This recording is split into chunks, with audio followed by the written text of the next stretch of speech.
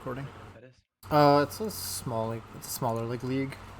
It's surprisingly though like Sumik, it's like Sumik and them, Sumik Greer, all that. Sumik squad. Yeah, they're playing against Logical and his team. Oh, never mind.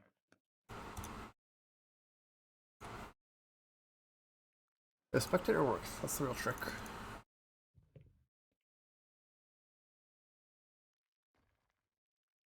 Alright.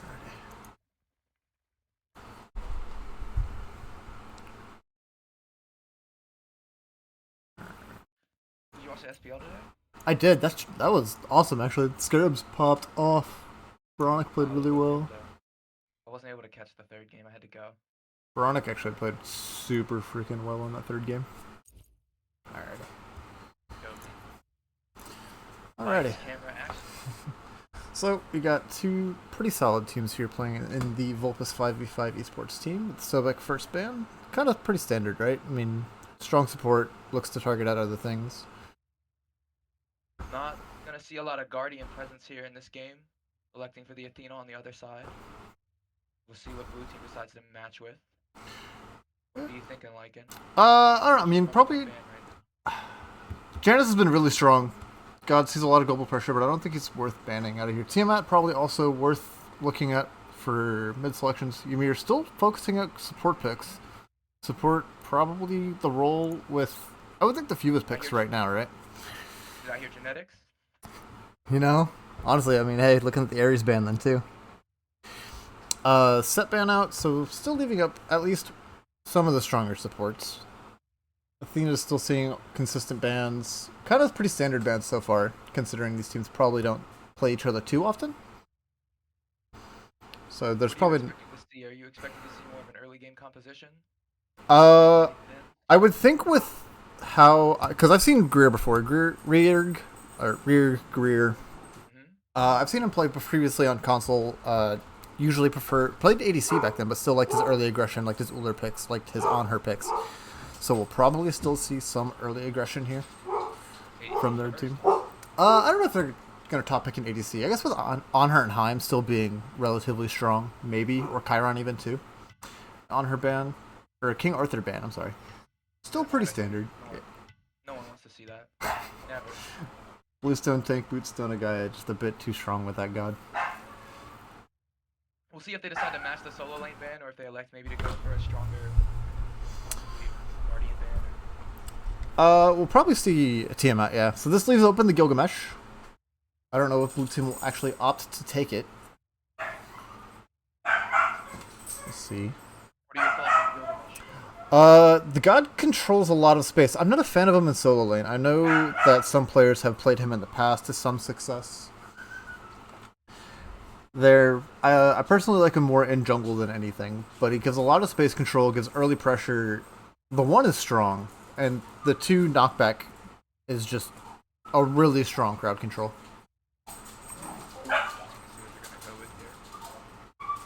Taking a long time. Hush! Hey, hush!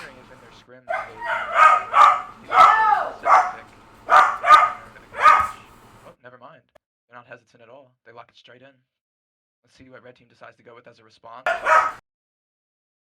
Probably avoiding a jungle pick, or looking to grab the strongest guardian and maybe pick a Cullen, or... I would like to see red team would probably look to go for a Cullen pick here. It's like the best other solo laner that's available right now. Fafnir Soul. Actually, other two really strong picks. Soul has seen a sudden resurgence lately. I think the build optimizes really well for her. Spear Magus buff gives good pressure. Fafnir Soul looking for like that early aggression, probably a duo. Very strong combination coming out of the blue team. Very scary, actually, to see a Wukong and a Morgan locked in. You're going to have a tough time dealing with the Morgan aspect along with the Cudgel. Dropping a lot of poke on the enemy team, but the Heimdallr to match it. Maybe to provide some CC or some beads burning and high mobility. Just can't go wrong with this double ADC going on. For sure. Reds inside. Fafnir.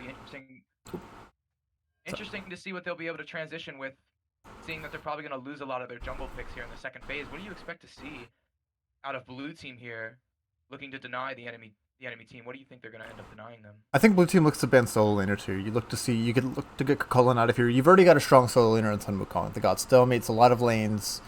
There's a lot for your team. Really good backline dive. Red team banning out the supports because they still don't have support on blue team. We'll likely see, as you said, jungle bans coming out of the blue team. Hunbat's off the table. Interesting choice, seeing they do have a lot of CC immunity, but I assume whoever is, I guess it's Anxious. Very dominant Hunbat. I would believe so. And then Jing Chen ban as well. Interesting. Do not want any kind of auto attack suppression for this double ADC comp. A very nice ban, actually. Definitely solid. You're probably going to see, and there's the Cullen ban, so that leaves not many of the strong solo laners open. I believe Nike's still there, seen some play, but with Sunder still kind of like dominating the second relic slot often. Nike still sees a little less play. I'm honestly not too sure. Interesting to elect for the tier here. You know, the team comp does have a little bit of hard CC, but they do lack a strong initiation at the moment, other than a Fafnir going in for a hammer or a tier going in for a fearless. We'll see how well that synergizes when they get in game or what they use for their last pick, but so far I'm thinking this blue team draft is looking very dangerous, and these next two gods, like Bois, oh. How about going jungle with Honor? So are we seeing a Gilgamesh support them? It's interesting. On Wukong, I know it's very popular just to get pressure, but have you seen? I've never seen Gilga run the duo lane actually. I've seen it one time, and it was Polar Bear Mike playing it, and I think that's the only pick he's seen in support. But Fenrir for Anxious, I don't know. I don't think I like the Gilgamesh support very much. I think Red Team's draft honestly wins me over a little bit more. You have early pressure in the duo lane with the Heimdall Fafnir. Soul carries you through the mid game, gives you good damage. Fenrir to burn beads on cooldown, gives you that initiation tool that you wanted. And then Tyr just kind of stalemates that solo lane. He's gonna just be there. He's gonna be unkillable, and he's gonna force people out of position. I do like the play around objectives, looking maybe for a. You are looking at a very early game team comp on the blue side, I guess. You only have Hebo and Morgan to transition to. Onher gives them the pressure in the duo lane. Onher Gilgamesh is actually a hard lane to probably fight into. I think Red Team has this. Their objective burn is strong. All these late game team fights around the Fire Giant are really what decide these games. I think Red Team's gonna probably take this one in the late. Early game will probably go to blue. You're going blue? Alrighty. Let's yeah, we'll get into this match and see what happens. But I don't know. That Soul pick has been really strong lately. Tearing it up in ranked games, I've noticed. Usually puts out so much damage super easily. Let me get this. We will see the displacement of blue. I believe blue has much more CC in the front of the fight, at the beginning of the fight, to lock people down and pick them off. Yeah, looks like we're starting the game already partway through a little bit. Unable to really go back farther because of how Spectator works for us. But it works out either way. So we do have, as we find First Blood in mid. And a second kill. Are able to double kill the Morgan and the Hebo, exerting all that early pressure, like you said. Fenrir really putting this Hebo in a bad position. Getting killed very early is not what Hebo wants at all. And you definitely don't want to see an early kill go to a Fenrir or a Soul, because both of those characters are just going to put out so much pressure. A little bit of boxing here in the duo lane. Not much crazy nothing crazy going on. Itemizations look pretty normal. On her choosing to go for the Cowl build is actually kind of interesting. Not a lot of mana return from that, but it looks like he's going Transcendence to kind of offset that. Gilgamesh with a nice kick, with a nice impale to follow it, but not much going on here, just a little bit of poke. As we do have Greer coming over from the side lanes. They should have the vision. They actually won't have vision on this. It should be a pretty easy gank. Logical kicks in. Fafnir stun comes out. Up with the jump stun from Fenrir and brutalize for the kill. A nice little pickup for Greer there. Gets the Scorpion as well. Gets him sustained for the red team duo lane. perfect execution, and let's see how Fenrir decides to play these 2 kills, if he wants to stay in this duo lane or maybe wants to start forcing for red buff. They do have it spotted. As you can see, Fenrir's coming over here. Soul doesn't really look into it, but duo lane is also on the way as well. Hebo is walking right into this trap, jumps Stun on. from the button chain. Brutalize.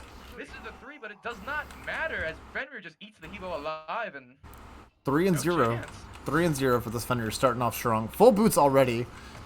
Stun on a caddy. Brutalize. Not able to follow the on her jump, but successful purple buff invade? It looks like it. Show of force by Fenrir here. Just absolutely dominate this early game. Amazing job out of Reeg over here. Making sure his presence is felt across this map. Similarly to how we've seen a lot of the higher level play, pro play going on. A lot of focus on the duo lane in the early game. Setting this red team up for success as the game continues on. Let's see. So what are your keys here for this blue team to actually try and make a comeback? What does blue team have to do right now to overcome this huge deficit? Blue team definitely needs to figure out a way to stalemate this duo lane or slow down this Fenrir. One of the two. They have 2 options here. Because in the late game, Fenrir still counters Hebo. Fenrir will actually, Hebo can probably still one-shot the Fenrir.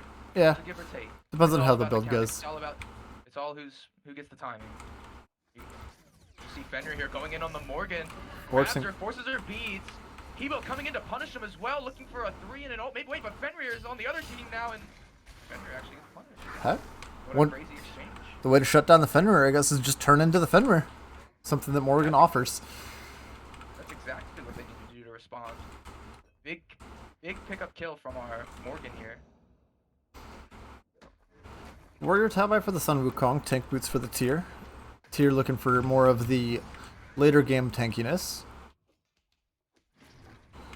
They're really trying to look to force this Wukong into some poke, but Wukong doing a good job of actually winning the trade, getting Sumik down to half health. Sumik really unable to close the distance and really get anything going here. Forced to retreat again. Wukong, back into the mid lane. With the kick. Fafnir's hammer not quite up there. Good poke on the Logical, maybe gives him some setup for this red buff invade. Just walking in, not able to get there in time, but probably still looking for this team as a whole. We're doing a good job getting on that timer right away, making sure he can secure the buff for his team, making sure their Soul is not getting out of hand. But Soul here, dropping her ultimate on the Morgan, and Fenrir comes in and takes her out instantly. Goodbye. Fenrir with another kill, and look in the solo lane. Wukong with the kill on tier. Can you believe this? It's getting ugly. That poke earlier actually kind of came to matter a little bit there. Half health tier back in for the breastplate now. Force back the hard way. Hammer. Walking up very aggressively, walking into a very bad position. A lot of poke from the other team. Forced to use his ult. Gilgamesh with a great kick to keep the Fenrir away from him. Blue team forced to retreat, but they saved their lives in the process. Whew.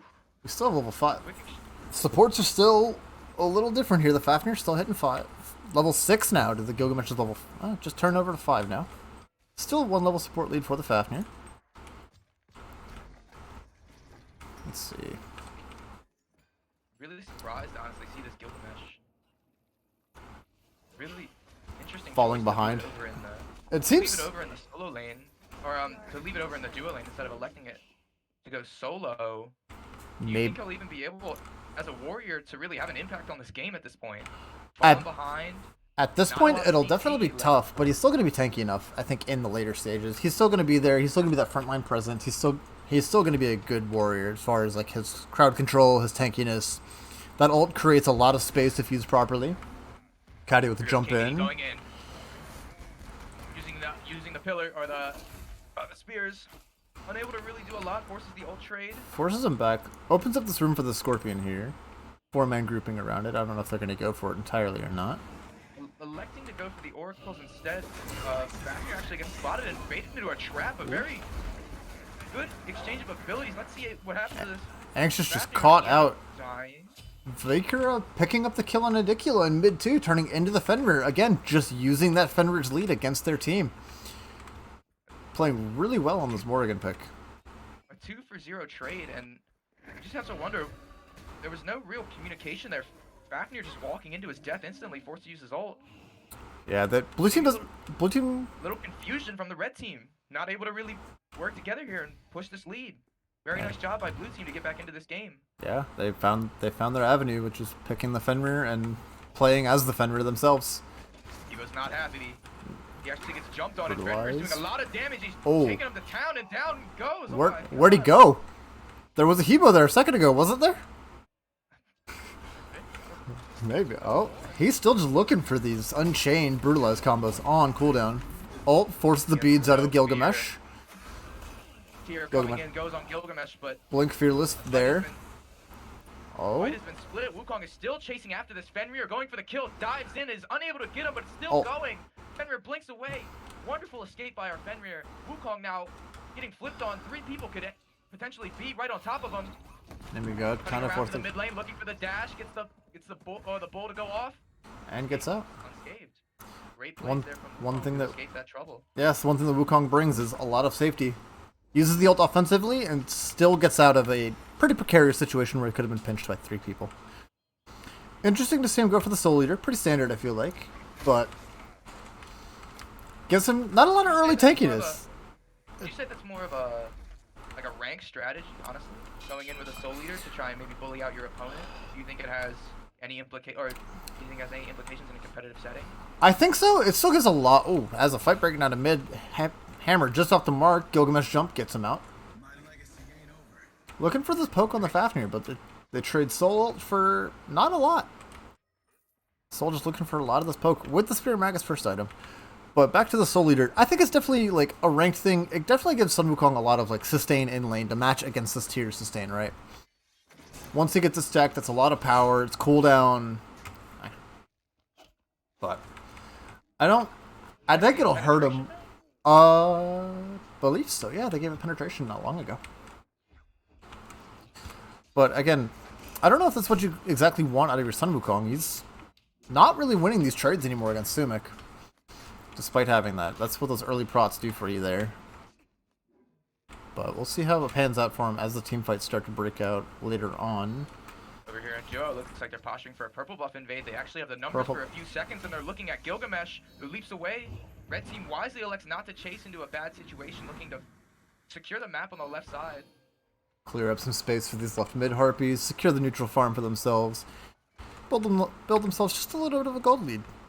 About 2,000 gold separate the teams so far, about 2,500 XP separating everybody. We're securing the farm over here on these oracles. Small fight might break out over here, a little skirmish. Split, so no one gets vision on the Gold Fury. Blue team wisely electing to retreat, knowing they do not have the numbers. Their jungler is stuck at speed buff. Let's see if red team wants to pull the Gold Fury here. They still have no eyes on Hebo. Hebo will not be able to make it here in time, and red team taking advantage of this opportunity. They use their Fafnir ult, and who knows how long this thing's going to be alive. Fafnir committing the ult. Gilgamesh forced to ult. Soul. Oh, and they just deleted him. Red team gets it, but the fight after, not going their way in the slightest. I guess that was an awesome impale from Caddy. Gets this little one shot. And the Kyria just cleaning up super heavily there on the Gold Fury. I don't know if that's entirely worth. Absolutely not. 3 for gold? 3 people for the first Gold Fury. Maybe if it was a late one later on, but you're only getting like 230 gold, right? And you're losing the mid tower, yeah. That's blue team smart for forcing that fight super hard. You trade your support for the Gold Fury you trade your support for 3 kills and a tier 1 mid tower. I feel like that's pretty good. I also like how Hebo is now, from this poor start he has, almost getting stuck in that cycle where it's just death after death after death. You know, you're going down every time. He's actually able to pull his way out of it, will his way out of that situation, become even with this Fenrir who started so strong. Let's see how he can translate this into the rest of the game, see if he's able to actually end up fighting this Fenrir, maybe even killing him and taking over these team fights. I'm really excited to see this Hebo pick in the late game. Yeah, off to actually ahead of the Fenrir now in experience. Still behind in gold a little bit, but 5 and 2 on the Fenrir will probably do that usually. 1 level lead in the mid lane. Logical looking for a little bit of poke here with the kick. Hammer just off the mark from Anxious. a Go little on. attrition. We'll see if they want to go for this Pyromancer or what they really try to focus here. Yeah, gold lead shortened down to about 1,000 gold now. Probably closer to 800 or so. But definitely seeing the early lead kind of start to squander from the red team. Despite, like, they didn't have the early game.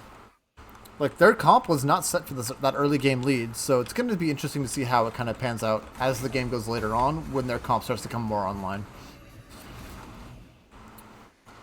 A little bit of brawling here in the solo laners. They're kind of just... Duo lane, we have Fenrir actually moving in on the on her. Heimdallr actually uses his ult. Jumps in, grabs... Wait, does not grab. He didn't grab him, just forced the beads and the ult. Very nice by Fenrir just to relieve or to exert more pressure on his duo lane, letting the Heimdallr get very far ahead of this on her. No real chance for bullying here, and Fenrir's actually electing to stay, looking to see if he can make another play. Caddy's going really low. Fenrir plays over the wall, takes out the on her. Beautiful plays here by Fenrir. T1 tower is going to get lost here. What on the other side of the map? Sumek actually takes out Logical. Red team is on a storm, but Hebo ends up killing Soul. See what happens. 2v1 in the back. Morgan, Fenrir. Fenrir bringing him back, bringing the Fenrir. 3 people.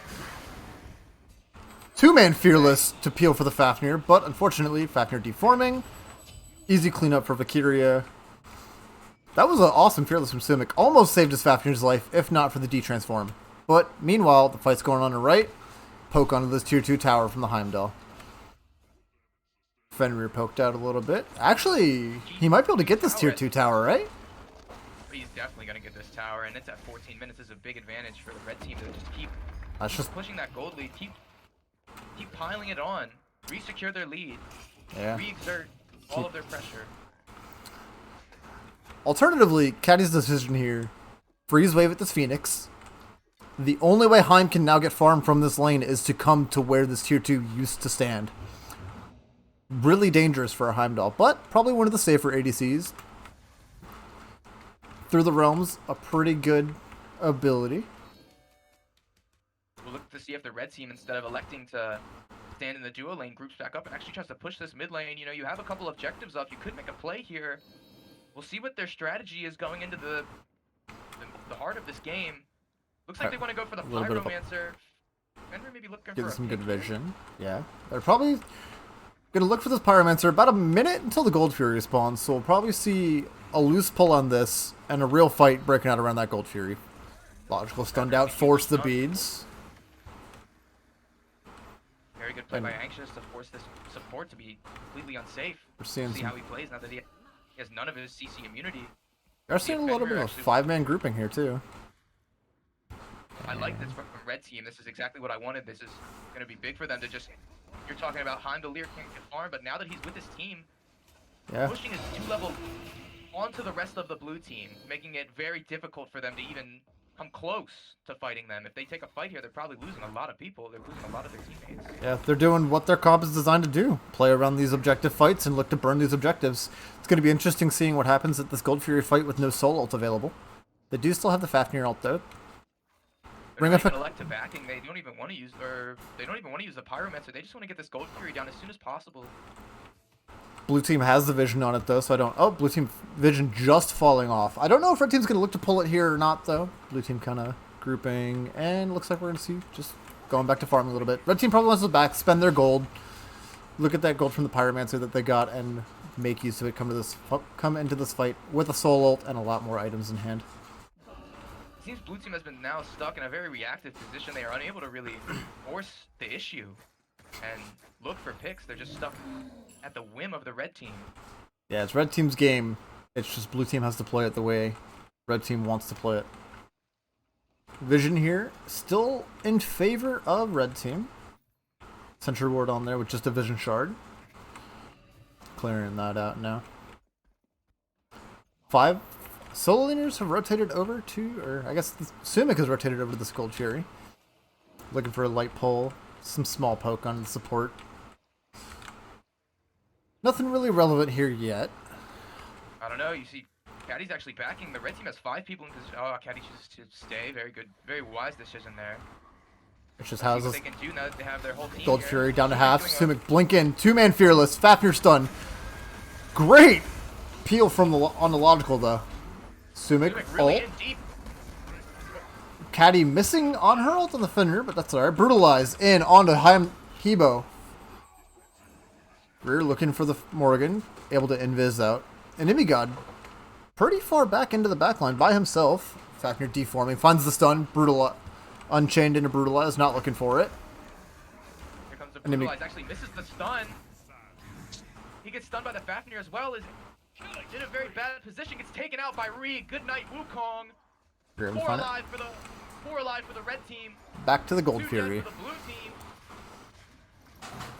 Pretty. Soul is really just taking this Oni Fury to town. You're right. There's double ADC. Their objective, the objective pressure is just too strong. I don't know what you really do to stop a Heimdall and a Soul from just killing an objective with a Fafnir buff.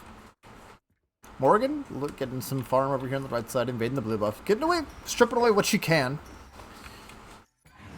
Really looking to hit level 20 and get that transformation to a very low cooldown and wreak a lot of havoc on fights if she can. Probably looking to we'll see get that starter item upgraded as well. With these Oni waves pushing down on red team, doing a very good job grouping back up here, trying to put pressure on this fire giant, force a fight, grab something, not letting blue team breathe or have room at all. Yeah. Really forcing the issue here, pushing the envelope. This is exactly what you want to see. You have the Oni waves forcing pressure in left and middle. You have to have someone attend to these waves, or you're just going to lose a tier 2 or lose a Phoenix to them. Red team grouping up, doing what their comp does. Fafnir pops Frenzy here. Looking for blood. Brutalize on Greer, cancels it, unchained. Morgan almost steals that, but finds this. They do find the secure. Logical kicks Anxious here. Sands of Simash dropped, separating this fight pretty heavily here. A lot of chaos going on, not a lot of target acquisition. Blue team has an opportunity here, takes out the Soul. Big kill for the blue team. Gilgamesh going in. Pick for pick, 1-for-1. Valkyria finds another one. Sumit goes down. Big kill for the Hebo. 3-for-1. Fafnir. Red team doing a great job of taking the fire giant, but poor coordination, poor execution. Blue team comes in and cleans them all up. They're all gone. East side. They get the fire but lose the fight. That's honestly just poor target acquisition, I think. They burned so much on the fire giant. They just didn't have anything to take the fight. And Valkyria gets a really good flank. Ults into Fenrir there. Valkyria forced to back. Oni minions are pressuring that left Phoenix here. Just a couple of archers though. It looks like. Wave's gonna go. They're trading tier 2 here. Valkyria's gonna make it in time to stop the minions from pushing that down. Wow. Crazy fight. That goes super well for blue team. Despite being down all game, they find the fight they need at the fire giant, get the deicide, and now they open up this map so much. Mid tier 2 goes down. They're gonna look to push out this left tier 1 probably. Or they're gonna look to back here, spend their gold that they got from that team fight, and then regroup as 5 and just back to square 0. Look for a fight around the Gold Fury, look for a fight around these towers maybe. Red team having a hard time containing these glass cannon mages, and again that comes down to the poor target acquisition. You know, Wukong and Sumik and Rig not really together on that fight, not picking the same target. Maybe if they're on the same person, this game could be different, but we'll see how they adjust. You know what that comes down to? I think that comes down to actually Gilgamesh ult separating that fight super heavily. You had 3 people stuck in it down here. Meanwhile, Valkyria was in the backline, just wreaking havoc. As Morgan gets to do. Evo's alive the entire fight. You have these 2 glass cannon mages just able to keep dropping damage for the entirety of the team fight. Yeah. You don't really need that like assassin-like presence from a jungler when you have a Morgan going stealth and wrapping around. Interesting that the Heimdall didn't notice Morgan, though, because his passive allows him to see through invisibility. You would think he would have seen that flank coming out at some point. Hey, I mean, what are you going to do? She's on you, and you get hit with the spiritual, or the mystic aspects, and you're gone. You get 1-2. What can you do? What can you really do? There's not a lot. With that Polynomicon online, full coin, Pendulum of Ages, Spear of the Magus. She stuns you, Polynomicon autos you, and 2s you. You're probably in for a rough time there. We're looking for the Hebo here. Kind of, I think, spots him out. Decides to retreat slowly. And you know that aggression that you saw in the early game from the red team is actually starting to teeter off. They're not looking to make those same plays anymore. Looking a little bit to be on the back foot now. Almost a paradigm shift in our game. Yeah, blue team has definitely taken control of the match. Despite still being down about 1,000 gold, That's negligible at this point, right?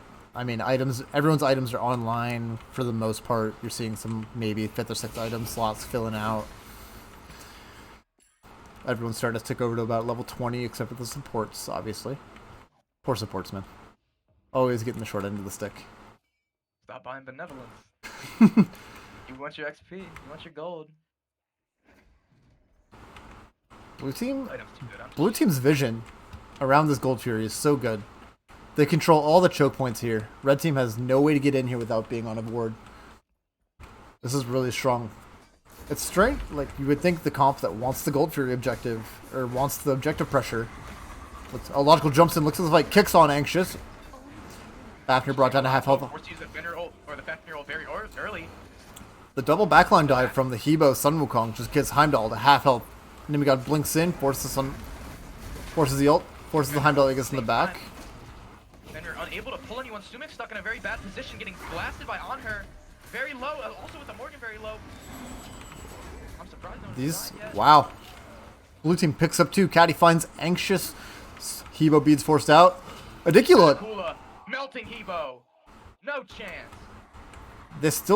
Blue team backs up to the Gold Fury though. This On Her is still doing what he needs to do, shredding this objective. Gold Fury brought down to about half health. Sumik looking for a way into here, and Nimigod's probably going to keep him out. Nimigod might be a little... Caddy 4-1 at this point in the game is very impressive. Yeah, he's playing it really well. Playing the On Her pick very safely. Peeling for himself super hard into the Fenrir. Like you said, losing the wave. Yeah. Very impressive game knowledge. Very good job. Honestly, helping bring his team back in the game. Yeah. With this Morgan pick. Blue team is playing the late game well.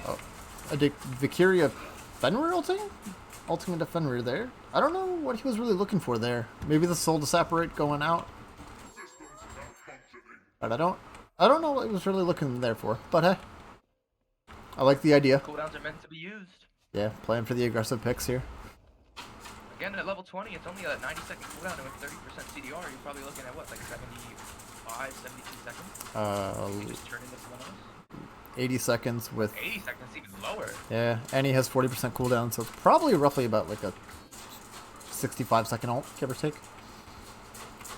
And that's such a strong ult too. Dark Transformation just letting you turn into any character on the map. Sumik looking for these aggressive Blink Fearlesses. On her pillar, going to kind of slow it down a little bit though. Grouping around the Fire Giant. Yeah, last time Red... Decide to handle the Fire Giant dance. What are your keys to this Fire Giant dance here? What do you want to see from... Oh, and we actually have a pause. Ooh, an unpause? I don't know. I want to see Red Team... and looks like we're getting into a pause. I want to see Red Team...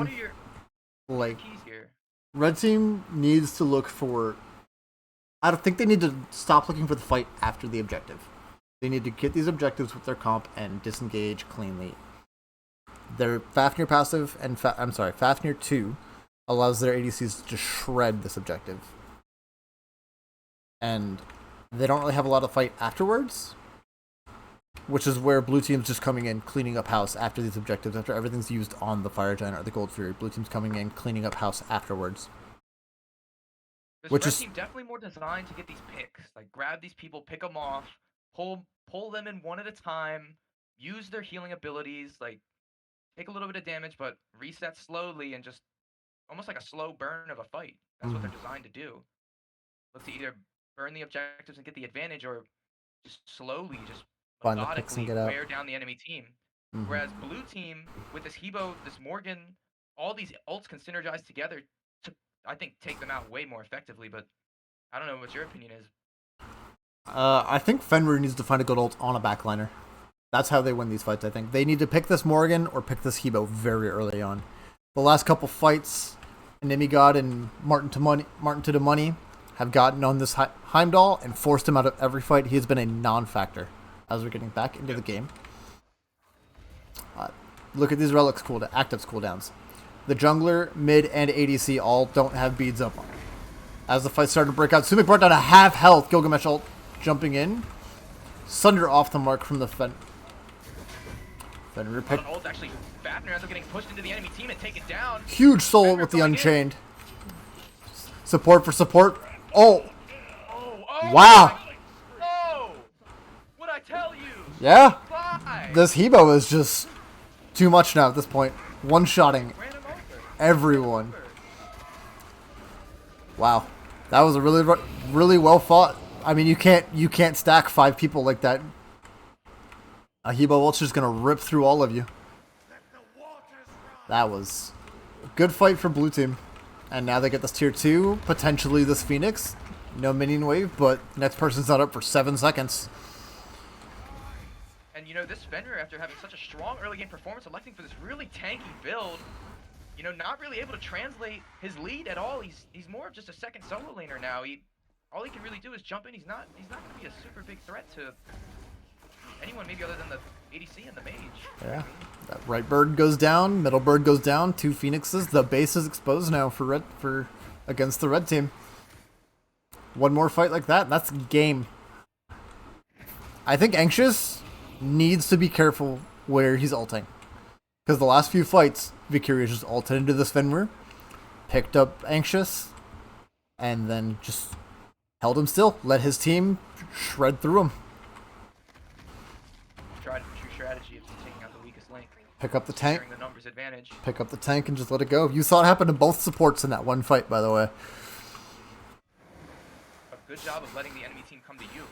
Yeah, Vicuria picks up Anxious, gets the pick. Greer picks up Logical, gets the kill. But Caddy just being the difference maker. It's same with this Hebo. They're both 17,000 damage for the Hebo, 16,000 for the Honor. They're wreaking havoc for the red team's front line. This tier hasn't been able to find a lot of value with displacing anybody.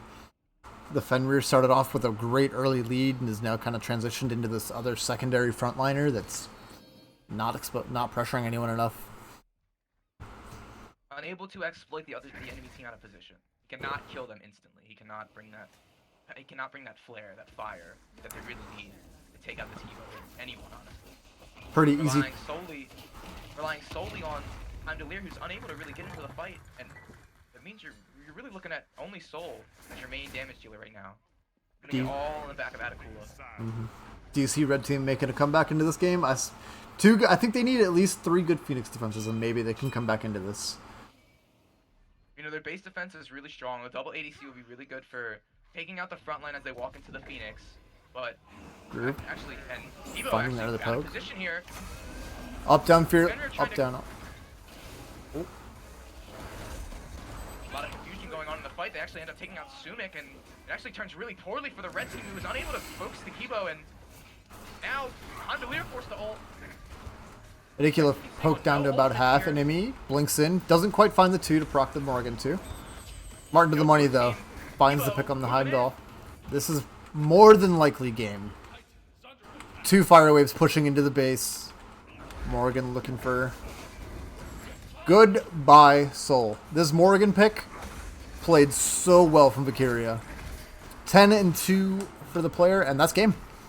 Blue team came in, they've found the better fights. Red team found the objectives, but you don't need an objective when the entire enemy team is dead. Wow. Did you owe me money? But you know, hey, you called it. That was a good eye. That was a really strong game from blue team. Morgan pick made the difference there. A lot of the ults. Yeah, they had him on the ropes. Yeah. But honestly, Vicuria played the Fenrir better than the Fenrir did in the late game. That was mean. That's mean. Very well played, though. Any closing thoughts? I mean, who do you think... I've said who I think my playmaker was for that one. Any thoughts from you? I think Claudius just... A good job from... Vicuria kept him in the game, basically. He was the one that carried the team through the dark times, and that little shred of hope, picking up kills, hitting level 20 very quickly. But I will say, the Hebo went from 0-3 to having a 6 and 2 or 6-2 game. As soon as the early game was over? Yeah, pretty much. Or as soon as the early game ended? Morgan Hebo falling in the early game to the Fenrir Soul, and despite that, still turning it around and playing really well. You know, I know Fenrir is a good counter pick, but if the Hebo does a good job avoiding him late game like he did, he's just going to run into Soul. He's going to be able to one-shot your backline. And on top of it, you have Vicaria who could turn into the Hebo. He could turn into the Fenrir like you said, like he was doing, and They just have no chance. Like they can't match the damage output Yeah, they on played it. these mages, and this Can't stop. Caddy also got to free cast nearly every fight, and his build is designed to shred tanks, which is what they were doing. They were picking up the Fafnir or picking not up electing for Simic the and crit just. build No, you don't. anymore. Crit's kind of fallen out quite heavily since Spectral Armor is being purchased more. Bluestone or the nerf to Gilded Arrow kind of brings its value down a little bit. Have they been? I know crit was popular in the last patch. Are we playing on another patch now? Yeah. Or is it actually fallen even farther out of favor? No, I think it's the same patch. Gilded Arrow nerf kind of actually brought the crit build pretty out of meta now. Transcendence also seeing a buff.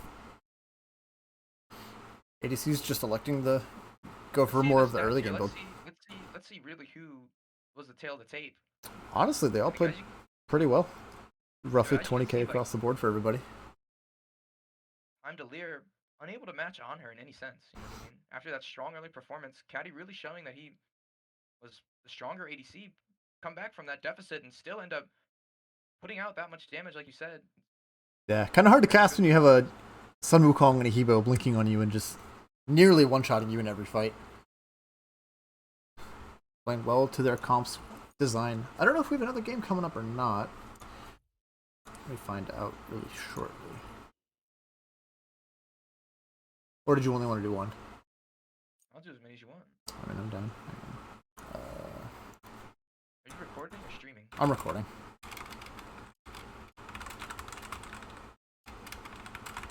So I'm probably gonna go back through and like cut it down and edit it and everything like that.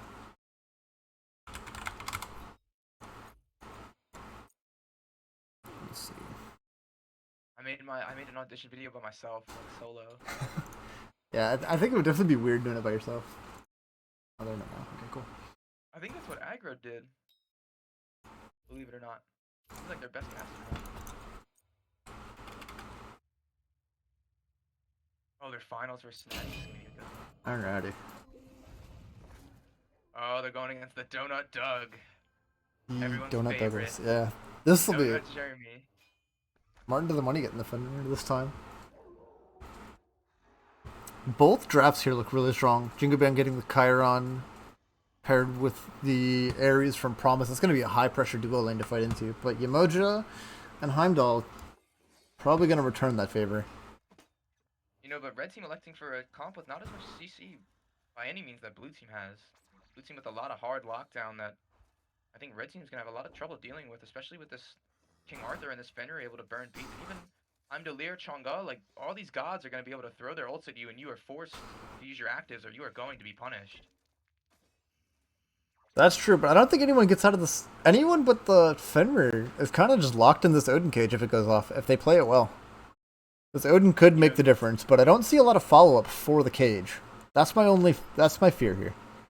Odin cage comes out. Man and pick up Phantom? Is someone going to be the real man and pick up Phantom? Who's going to do it? Who's going to do it? It got picked up today, despite everything. Let's see Like here. that active? I think against Odin and Yemoja, the active's actually not the worst thing. Because you're going to see a lot of like Yemoja walls just separate a fight and prevent anyone from doing anything. Usually you'll see it a lot in the Phoenix defenses. The Yemoja gets a really good ult, splits the fight, frontliners die, backliners are zoned out, they can't do anything. Again, I think we'll see hopefully we'll see something similar to what last game where blue team finds some success in the late game playing well around their team fights. Red team again, blue team, again is playing a comp where they don't have the most early pressure. They have Fenrir and they have Arthur for their pressure, but Chang'e not really known for pressure in the early game. Granted, Janus isn't either. Janus is one of those picks that kind of just looks to farm it out and then start one-shotting carries in the late game. You know, but Achilles and Giannis, I actually think they have a better 2v2 in this early game. They're able to provide a banish and a stun, whereas the Fenrir is really going to be your only form of CC, and Chang'e's just following up with low poke damage. Yeah, that's very true. She's going to be a little bit of sustain, but she's not really going to come in here with a lot of firepower off the rip. I also think this Fenrir pick, you have no real way to get to this Giannis if this Giannis plays correctly. This Fenrir's going to have a tough time being able to just find ways to use his Unchained directly onto this Giannis. I agree. And Fenrir in the late game is going to have a hard time ulting any of the frontliners because the Chiron cleanse. Fenrir bites anyone, they get cleansed nearly instantly. This Chiron pick is probably going to be what decides these fights in the late game. But we'll see how it goes. As this first wave goes. What do you really think makes Chiron so good? What has it been about Chiron to where he has had this huge resurgence from being really considered a really bad hunter in like maybe the past 2 years to being premier ADC? I think the god's safe. Knock up immunity on the dash prevents a lot of characters that are currently strong, aka Heimdall, on her, because they were the two strongest ADCs at the time. Chiron dash being knock up immune helps them heavily with that. Early pressure, because Bluestone's starting to come more in favor than Gilded Arrow. So having 4 abilities that apply Bluestone Pendant really helps with that early game pressure. Honestly, the god just does everything you need. Safe, long range damage. Fight here at the back camps. Blue team actually looking to pressure them really hard, or punish them for taking these back camps, but they have no chance. They cannot step up to this Giannis and this Achilles. Yeah, kind of. That's not really an invade you see too often, is those left back camps going down, but red team finds it. Going back to Achilles to put a little bit of pressure on. And that's exactly what I'm talking. That kind of poke. Caddy's forced down to about 3/4 HP. Yemoja having to heal him up. It's that kind of just easy to confirm poke. And you know, Heimdall Ares, or Heimdall and Yemoja. Chiron actually dashing in looking for blood here. Knocks the Yemoja back. Ares hits her with 1 chain. Chiron 2 chains? with the 3 chains? Unable to really secure the kill. You know, and I was about to say, this Ares pick, this Chiron is really carrying this pressure. This Ares isn't really going to be able to punish this Yemoja until he gets level 5. Like, what do you think of this Ares pick into this comp here? It punishes everyone, or it punishes mostly the Yemoja, right? But she opted for beads, so it's an easy beads burn. Pressure in lane from flames because that one-shots creeps. Blue buff, purple buff invade here, and looks like it's going the way of the red team, and they're just going to walk away slowly. Yeah, right, the one-shot creeps. Goodbye, red, or goodbye, purple. Yeah. That flames do so much damage to everything. That was that buff brought Ares kind of into the meta a while back, but red team making a wise decision, securing their own purple buff, conceding their lane pressure, but they don't really care because they've been dominating the whole time. Yeah, they got what they needed to. They denied the purple buff experience. Blue team dangerously looking for this Harpy. Red team definitely sniffing it out. We'll see what they like to do, but in the middle lane, Fenrir actually picking up the Giannis and Blink going Unchained. Oh, what a play. Martin DeMoney double kill in mid.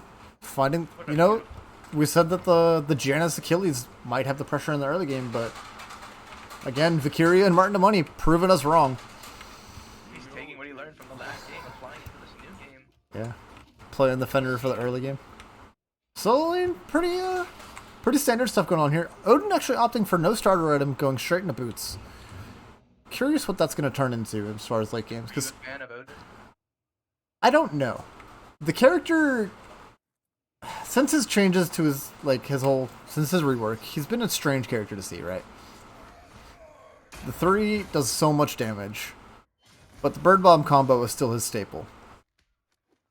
I just don't know what's going to stop this Odin from jumping in late game, getting Fenrir ulted, and dying. I'm surprised in a meta where you see something like Gilgamesh support, Odin actually doesn't get more play in the support lane with that attack speed steroid and just the absorb, like crazy amount of damage. Yeah, it's definitely an interesting point. I think Odin's support, I don't know if it provides as much pressure as like a Gilgamesh, and you don't really see Gilgamesh support very often either. It's a rare pick that you see. You're seeing mostly these Ymirs, these Ares, Yemojas coming through. We're just seeing a lot of farming here kind of in the early game. Pretty standard. I mean, I want to see blue team looking to farm. Their late game is definitely stronger, right?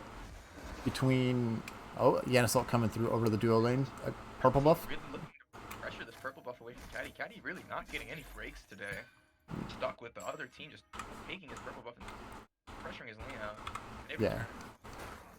And that's actually, despite the invades and everything, Okay. Caddy is even with Doug. Possibly looking here in mid. I don't know if you see, we have a 3v2 going on. And Achilles is actually forced to ult away. We'll see what Ares walking behind actually might have got pinged out. On wards on now. the They definitely ward. see him. Chang'e ult is available if they need it. Emoji ult comes through. Brutalize. Brutalize with the ult. Will Ares go down? Gets the pull off, but unable to pull anyone. Ends up dying very quickly, and You trade one ult good for job. beads on Yemoja. Yeah, you trade one ult for 2, but you lose your life for it. Very good job by the blue team to spot that Ares out, isolate him from his team, and just eat him alive. That's going to be the telltale. If they end up doing that efficiently throughout the game, I think this Ares is going to probably die. Like 8 dies. Definitely. It's going to be a rough game for our boy in red. I wonder if red team still is going to keep up that pressure on the purple buff despite falling there kind of early. I think a lot of that comes down to they ulted over for the purple buff and didn't have a lot for the fight in mid. Achilles also used the forces ult. Vicario stepping really far up here. Gets a little poked Away, out. using the 2 for safety. Very good kiting, but Achilles still looking for blood. Uses his blink. Doesn't get much out of it. Interesting choice, but maybe going to apply pressure elsewhere. Still Blink. standing in mid. Blink for poke on a healer. Not the great- I don't think that's ever worth. But again, always worth it. look where Promise is running to. This purple buff's coming up. Yeah, but this time they know. They do A know. little dangerous. Yeah. Doug and Promise. Blue team deciding to actually About show it. up for it. Optings. They don't have the numbers advantage here. They know Chang'e's probably nearby. They still want it. Let's see what Chang'e does here. Let's go for the. Janus ult. Uh-oh. Chiron ult for it. Wow. And they got it. You know? Ultimates used for the purple buff. This is a classic strategy. Just drop your ults for single buff. Very toxic, to be honest. But hey, securing that lead. Beads forced out from the Ares Janus actually from the using blink Chang'e to ult. get onto the Chang'e. A lot of healing coming out. Wow. Chang'e actually gets out unscathed. Oh my. That was some. Oh, and the Whip Rebuke comes out, but not quite able to find anyone there. Finding a cheeky little 3 there. Emoja flying slows, looking to set up for her team. Achilles forced to ult away, but Fenrir's still going in, looking for blood, but actually gets punished under his tower, taken out by the Giannis. A great 1-2 combo to take out Fenrir. Great response from the red team after this rough start. Yeah, he was off the mark from that Unchained, just a hair. That Unchained hits on Jingu Bang, he actually finds that kill and is probably able to get out there. But fight going a little more in favor of the red team. Trade jungler for nobody. Ult trades go in their favor as well. A good response, and this focus on the duo lane. Look at the Heimdallr again. Caddy 3 levels down. Can he pull off the miracle again? Can he really come back from this deficit again? I mean, a strong ADC like Doughnut does. Do you see that happening? he did it last time. I mean, looking for that, freezing the wave close to his tower, forcing the other ADC out of position, or just wait until the late game and trying to play for that. Looking to relieve some pressure from his ADC, but as you can see, Achilles is actually walking over. Knowing this is happening, Fenrir does not have his Unchained Ores, just uses his Brutalize. Achilles still going in, but unable to really do much here as Doughnut Doug decided to retreat instead of looking for the poke on Fenrir. Maybe that was for a lack of cooldowns, I'm not sure. Or he just has a power spike. He finished his Transcendence here. They're probably going to forego this purple buff invade in favor of the better itemization. Oracles goes split, so nobody gets vision on this Greater Scorpion over on the Gold Fury side. Jinguban kind of walking in here. Quickly still looking for it, knowing his team is coming. Good communication from his team to let him know that they are coming through these portals. And they're still putting pressure on this purple, but they are not letting go of this strategy. It's 4v2 for this purple buff, though. 4 people showing up. Blue team finally secures themselves a purple buff outside of the second one. It's all fine and dandy, but as you go for this 4-man defense, the red team, realizing they have split up, are actually looking to make a play for blue team's red buff. Wow, Promise is just soloing. Logical throws Chang'e into the other team. Both of them forced to use immunities to get away from Doughnut the Doug. Doughnut Doug is cleaning up both of them. Look at Doughnut Doug go. Finding Taking 2. out Caddy and Martin to the money. Masterful shot Unbelievable. into his ult. Just Chiron does so much damage. That character really strong right now. And they're taking this pressure here. Invading this right side jungle. Man, they are not letting up. They do not want to give the blue team any breathing room this game. They can't. They can't afford to. They know that their late game is Arthur's here. worse. He is not messing around. You are messing with the wrong guy. King Arthur shows up and you're stuck. Goodbye. Oh, wait. Never mind. Great Giannis portal. Gets the Promise out of danger. Yeah. Making up for that lack of Ares mobility. That character does. Gets his team out of danger. Doughnut Doug sitting on the 2-2 tower line, takes over to level 12. Yeah, And even farther behind than he was before. Caddy's still... Fenrir coming back again. What can they really do here? What can they do versus this level? Is this a wash? Can you even shut down this level 12 Chiron? Well, No, they've definitely... right oh. Unchained in. Oh, Doughnut Doug just... Wow. He just have deleted. Yeah. You say... Start talking about it and it happens. Blue team finding the Gold Fury Scorpion here. I'm sorry, my friend. Nah, that's definitely what they needed to do. They definitely need to find a way to punish this Chiron for being as far up as he was. No beads, no ult. Free kill for the Fenrir there, every time. Credit to Martin for being put in these tough situations where he's forced to play on the back foot and still able to find kills and scratch and claw to get back into the game and help his team out. Great job just being tenacious, being persistent, and ending up killing the Chiron, saving Caddy again, getting him out of this hole. We'll see what Caddy can do with this relief that he just got from his jungler. We'll see how it works out, because, I mean, even at the end of the day, Caddy's just now looking to back for his Transcendence, and Doughnut Doug has almost 30 stacks on it. Fight breaking out over here in the mid lane. Fenrir ult finds Jingu Bang. Jingu Bang pulled into the 2-2 tower. Chung ulted. Down he goes. No chance. Perfect execution. Yeah, and again, Martin to the money. Playing really well. Valkyria playing really well. This mid jungle combo is just doing what needs to be done. And again, they're playing on the same strategy they did in the previous game. Just still with a Fenrir. Find someone that's out of position. Fenrir ult them. Kill them. They're doing what they need to do. Doing a very good job of using this quick synergy between the Fenrir and the Chang'e ults, and even the Yamoja ult to come up instantly to not only displace the other team, but take care of them swiftly. Swiftly and clean. Little gold without any other loss of life. Cheeky little gold fury pull here. 3 people were going into the right jungle, so it looks like red team looking for it. Looks like blue team looking to make a play here in the end, but Doug uses the ult early. Secure off the mark. Red team gets it, and the disengage is clean. Much better than what... But a little greedy here to go for this red buff with blue team coming around the corner. Logical looking for a Riptide or looking for something. Not able to get a whole lot, though. They might be able to trade this tier 1 tower for it. Gold Fury for tier 1 tower. That's a trade as old as time itself. You know, I'm really impressed with the recognition there to lose your jungler into the enemy TC tower, but end up getting the Gold Fury anyway without your jungler. Knowing the enemy's team's ults are down and taking advantage of that, using your own ultimates, and very back and forth match we have here, don't we? Yeah, definitely a little closer than last game, which is kind of crazy to see. Blue team playing really well despite everything. Doughnut Doug's freely farming up this left side though. Still maintains a 2-level lead, a full Transcendence, and they wouldn't be red team if they weren't trying to invade this purple buff. No fun for enemy 80s. 4-man grouping here on the left side, trying to see what they're going to try to find out here. Maybe looking both buffs. They are missing their Giannis ult, but Ramos finds one chain, misses the second. Riptide gets him out. Wisely electing not to defend this red buff. I would say a very mature strategy, to be honest. Most teams would go in there and run at that thing and die and lose lives. Yeah. Very Again, communication by the blue team. red team just dominating this left side of the map. Playing for all the pressure they can get. A little bit of poke. Tickling the Yamoja. Yeah, he's trying to look for a little poke. They're trying to create room for this Pyromancer, maybe. Little unsteady, opting for... almost gets caught lazy back in there a little bit. Decides to stay. Would you like the Chronos Pendant pick up on a Giannis for the mobility, or would you actually prefer a Karen's coin?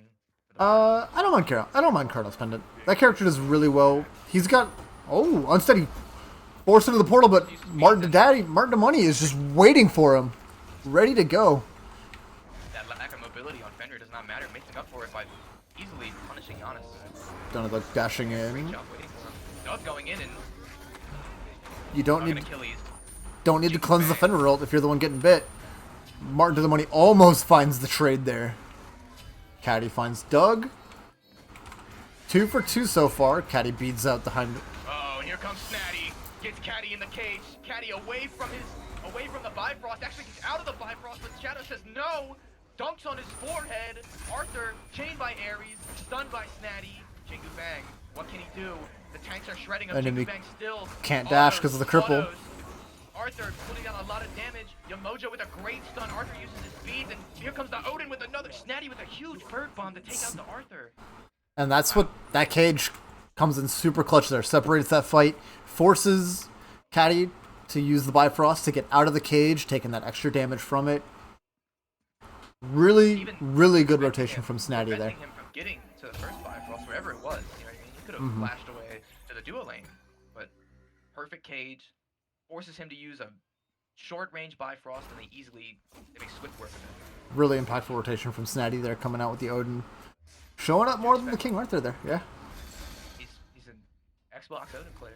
Yeah. You always gotta respect the Xbox Odin players. They learned from the best. Absolutely. Electing for what seems like almost like a hybrid of the tier build. For more cooldown, but going for that wing blade, looking to be as fast as possible, as uncatchable as possible. Just a nuisance. And picking up a Tainted Steel, you said he had no starter right in the beginning. Electing for the anti-heal, interesting choice, because having the 100% cooldown from the cage you think would be enough, but he wants even more. He wants to help his team take down these healers even more, which I actually kind of like. Yeah, I definitely agree. Tainted Steel not great in there. Oh, as promised, finding the chance of Kyria, looking to maybe force something out. As Doughnut Doug falls down to Caddy in the duo lane. Looks like 2 ults were used over there and left. No actives on the Doughnut Doug, so pretty free kill there. And Caddy, I don't know how Caddy did it. He's back, but over in the solo lane.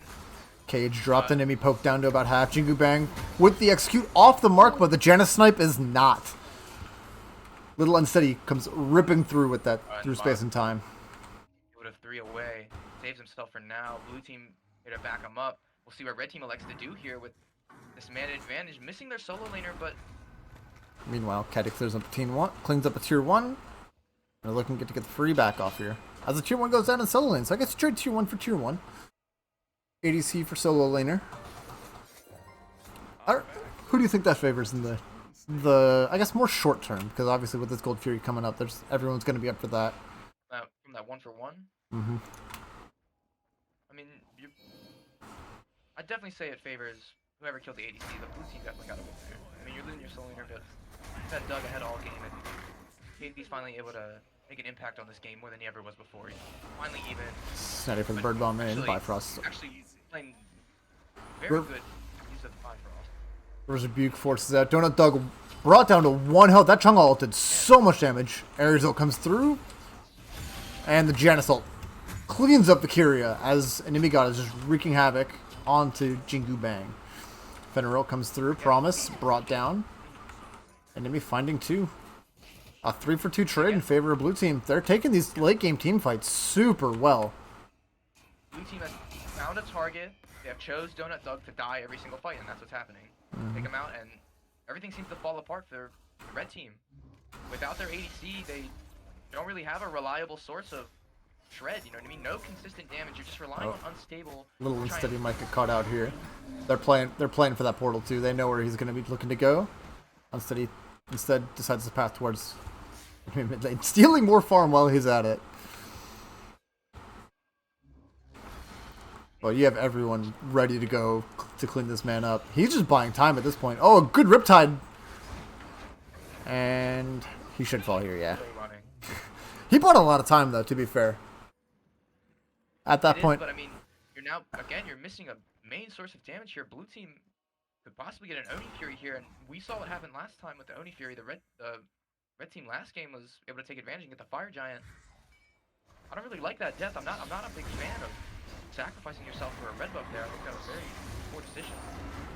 Martin to the money, triple chained, low on mana though. I don't know how this fight's like. Oh, Doughnut Doug with the snipes, unable to find the Gold Fury picked up. This Gold Fury is going back and forth. Martin, big cage from Snatty here. Trapping 2 in it. Red team gets the Oni Fury, but doesn't go anywhere. Doug again just catching this Chung ult and getting deleted from it. Caddy ults off the mark. Jingu Bang forced to ult defensively, but still getting caught out here. Snatty now 1v2 against 1v3. I'm sorry. Promise with an ult here.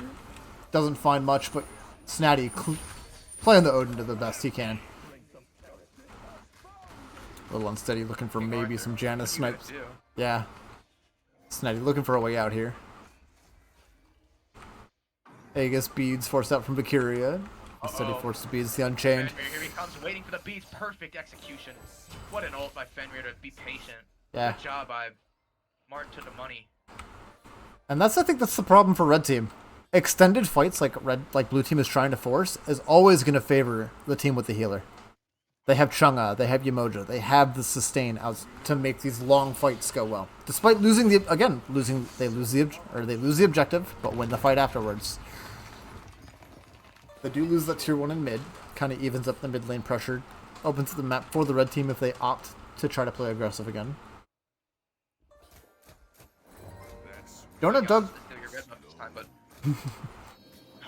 Despite being up 3 levels, Doug's only up 1 now, after repeatedly dying very early on in these last 2 fights. You know, and that just comes down to, I think, not a lot of peel coming out from the red team.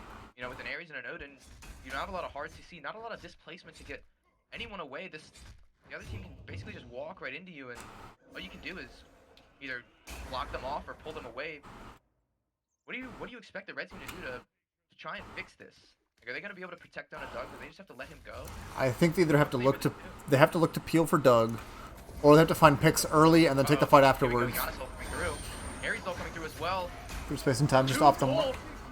Fenrir ult's very late. Cage dropped. Valkyria. Oh, the River's Rebuke actually separating the Odin cage, forcing Valkyria finally falls. Little unsteady, blinking. This is just a very good job here. Very scrappy fight. Stopping the red team's advance in its tracks. Just a clean wash reset. Doughnut Doug actually over here in the duo lane looking to get this T2 tower. Kicks over to level 20 while he's at it. Fenrir's not really having any of it. Maybe with this Giannis over... No, electing to go to mid instead. Doughnut Doug gets the tower for free. No punishment from blue team. Stop that split push. I mean, we've seen red team with the gold lead all game, right? But blue team is the one winning the fights, despite it all. And I don't know if that's lack of Odin cage follow-up, lack of CC to force people out, or what, but we're seeing blue team play these fights really well, despite not having the objectives of the gold lead all in their favor. Blue team always having doing a much better job securing the farm, but like you said, yeah. Or red team, excuse me, but blue team. Wow, this Fenrir is just winning this auto trade so heavily. Oh, unchip. It's baited, and he doesn't have a lot of cooldowns here. Said he finds the cage of Valkyria though. Promise. Pulls one. Little unsteady, just ripping through the whole team, but Caddy's peeling for his backliner. Unsteady able to finds Chang'e eventually, but Caddy almost got him out there. Snatty. Bird bombs in. Forces the Aegis. Ares comes right behind him. A good job to use that 3 to get his carry out of trouble, but Snatty doesn't really care. He just runs right through it. Goes right through the slow. He's even faster than ever. Jumping over to try and save his Giannis, but Giannis gets taken out by Martin to the money. And Yemoja with a big ult here, but not a lot of follow-ups to come through with it. We'll see what Fenrir can really do here. Going after Jingu, but unable to connect with him either and gets stunned and kicked back into the other team. Snatty's still looking for more. Yeah, unrelenting. He's just... Snatty knows one key, and that is W. He holds forward that whole fight, basically. That fight goes really well for the mid laners. Little Unsteady finds at least like 3 people with through space and time, but just unable to clean up any kills. You know, like you said, red team with the gold lead, it definitely shows there with their ability to just melt through the blue team like butter. Taking advantage of that Fenrir being out of position, and the 6K really shows there when the enemy team just can't do anything. You know, you're down in every single position, almost 2 levels, a level or 2. Gold Fury respawning here. This red team already on top of it.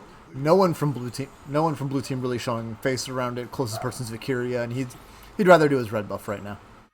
You know, just the regular Gold Fury though. No real big impact here. That's true. That is true, but it brings this gold lead to roughly 8,000 now, almost 10. But what if Jingu Bang's gonna get collapsed on here? There's 2. A 1v2 dash, but Martin Dinamoni gonna heal up from Logical's healing here on the Yemoja. This Yemoja pick has looked really strong for blue team here. These ults have been good. These Riptides have been... Yeah, these ults and Riptides have been really, really well placed for the most part. He's had a few stumbles here and there, and Martin to the money just finding the Giannis. Again, all over this guy, but unable to really connect with much else, but Kyria in good position to clean up the Giannis. Yeah, Martin to the money, just finding this Janice every time he can. You know, that's who I was going to say is actually the real... Martin to the money is actually playing lights out. I would say actually, honestly, carrying his team here. Yeah, he's setting up really well for his back line and for his front line too to succeed finding these picks on the front solo lanes. As the Fire Giant's starting to get pulled, brought down to about half.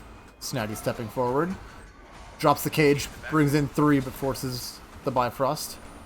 Gold Fury still, Fire still leashed here, about half health. As they finally decide to drop it and commit onto Snatty here. You know, blue team showing no fear. Going right into the other enemy team, able to take out Ares. Promise just gets deleted in the ult. Doughnut Doug dropping the snipes from long range. Martin to the money. Healing up. This is where the blue team comp's going to shine. Yeah. This is exactly what they want to do. They want to sustain. They want to take you out one by one. Figure out where you're weakest. Find the picks and heal up. Martin to the money. Like jumps in, finds Snatty. Kyria gets chunked though. That through space and time finds a lot of damage. Red team completely turning this fight on its head. Completely going through the blue team. Yeah, wow. Standing no chance. Little Unsteady played that fight super well. Ulting from the back camps, finding it through 3 people as they try to commit onto Snatty. He hit 3. How many people? Oh my god.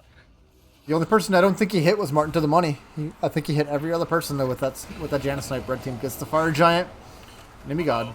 Arthur in trouble. Doughnut Doug says no, he does not want you standing in his face. Snatty. Everyone else running him down, stuck in the Odin cage. You're stuck with 4 people in the UFC ring, and you're going down. That is a late deicide, but hey, you got the Fire Giant, you got the kill, and now you get the 2/2 tower.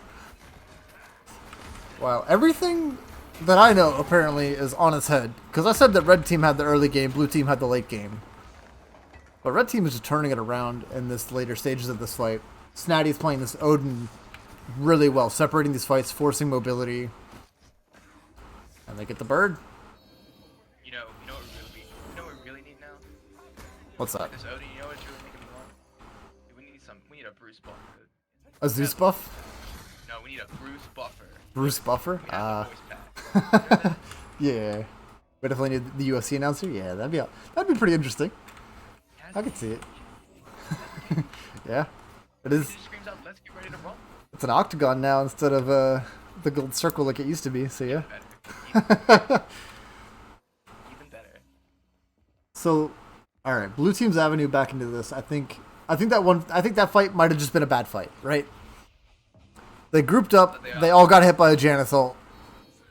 I think you just kind of brush your hands off that one, like, all right, keep this right lane pushed, look for a good fight, and then push it out. I think that just comes down to the target acquisition. Looking for this Odin is never really a good idea, you know what I mean? Focusing Odin, you have really no reason to, because he has a lot of mobility, a lot of annoying ability, like survivability, mobility. He can keep you from getting to him with his cage. They honestly really just need to start ignoring him. If they get stuck lining up like they did for this Odin, focusing him, that's gonna happen every single time. It's the old strat of, like, when you would see an Odin, you'd want to pick a Wheelix, right? Because you just pull him in when he leaps. But Odin wants to be in the center of your team. Odin wants that cage to go and separate as many people as possible. Martin to the money. Right now. Drops the cage. Cage is in 3. Promise Pole doesn't find anyone. The River's Rebuke separates the fight very well. Just as well as the Odin cage separates the fight. River's Rebuke does it just even better. Kind of a wash here, but able to hang on to 2 ultimates. Left bird goes down. Yeah. But they got what they wanted. See if they're really able to make a play here with this old advantage. A little bit of a split going on here, but red team actually... They're playing right into red team's hand. Martin to money, no. You played so well in the one jump. Oh, that heal was so much, though. Snatty says, "I'm here anyway. Hello. Good morning." Ends up dying to Promise. Achilles just going all over. Oh, that was a Caddy peeling for his mid laner. That was really nice. Logical goes down though. But red team really wants to tighten. Red team Looking pushing for it the all, win here. They're and gonna take it easily. And what a performance by red team there. that is the game. Turning that 6K into nearly 20K. Like you said. Yeah, they found the win in the late. But they played it pretty well. The Odin cages were just really strong. The Rivers Rebuke, I mean, as much as Odin cage separates fights, Rivers Rebuke does the same, but I think Snatty's team just did a little bit better with those separated fights. Janice able to kind of just free cast on the backliners, find good snipes. Doughnut Doug found good snipes, but I mean, he played what he did what he needed to. He hit the objectives. He hit the towers. So It was a close game though. Very, but I think as soon as we get into the team fight phase, I think the blue team actually has the better team comp here, but the execution was porous. I agree. Unable to really focus anyone down and pick up kills in the late game consistently. Yeah, you're definitely right on that. The execution from blue team was probably the amount of execution required for blue team's comp to work great, which was find a frontliner, pick them, heal up afterwards. They did it well in the early and mid. Once we got to the late stages where fights got a little more chaotic, Jingu Bang found these deep flanks. Little Unsteady found these really good through space and times. And Doug just stopped dying. Yeah, Doug died 5 times and said, "All right, I know, I'm done." And he kind of stopped dying in a lot of fights. Who do you give it to? I think I'll pick it. I think Snotty too. He came into every fight and just you knew when he was there in the fight, and he wasn't letting anyone think differently. Highest kill participation on the team as well. Yeah, 3-0 and 13, 16 kills with his name involved. Played it really well. The red team just didn't let up on pressure on that left side of the map. Let Snatty kind of farm for a little while, and then once Snatty showed up in fights, he made his presence known. So are we actually doing is it a 3-game set? No, I think best of 3? I don't know. I think it was best of ones. Let's see if there's another game. Oh, that's the wrong thing.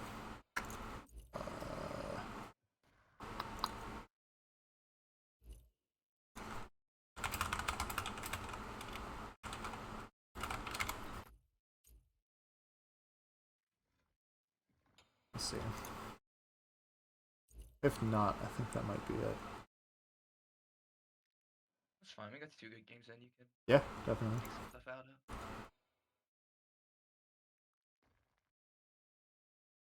You're good at this. That's like second and third time casting. I mean, my play-by-play isn't great, but I like I've always have good analysis stuff like that for. So I don't know if there's gonna be a game 2. I imagine. Yeah. I think that might be it though. But no, that was fun. You got a good. Yeah, it was solid. It was fun. I had a lot of fun. Alright, I think I'm gonna cut my recording really quick.